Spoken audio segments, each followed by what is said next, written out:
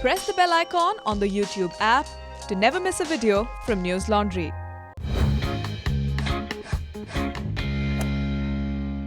Hello humans of the internet. This is an explainer of what electoral bonds are.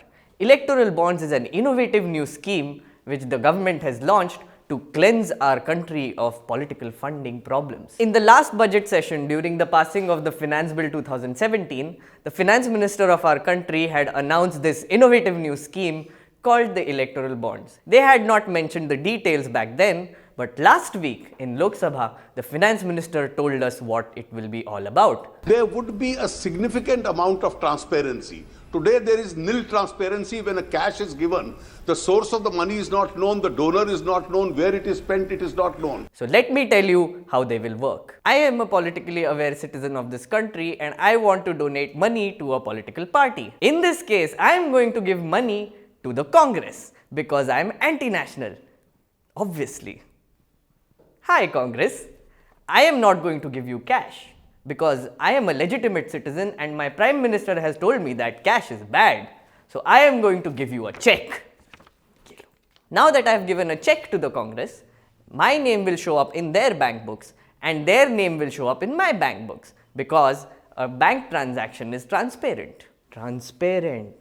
Now due to this innovative new scheme called the electoral bonds, I will give this check to the State Bank of India.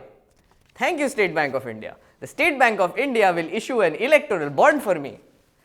The electoral bond will have a serial number and $100 million billion written on it. That is the amount I am giving to this political party because I am rich. Blazer. Now I will give this electoral bond to the Congress. Thank you, Congress. Now when the public, you, ask the Congress, who gave you $100 million billion, Congress? The Congress will go, thank you, Congress. And when you ask me, who did you give $100 million billion to, Meghnad? I will go, the money will be transferred from me, my bank account, to the State Bank of India and then to the Congress. So State Bank of India is acting as a mediator to ensure anonymity in this transaction. Electoral bonds is like a special currency which can only be used by political parties. They are valid for only 15 days. What this means is that anonymity of the donor and who they are giving the donation to will be maintained. Electoral bonds can only be bought by DD, check or bank transfer. What the government is saying is that this would ensure that only white money is donated to political parties.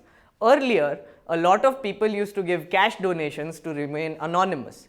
Now, because of this, white money will flow into the system and go to the political parties while maintaining anonymity. Here's the problem though, this is really not a transparent way to do political funding.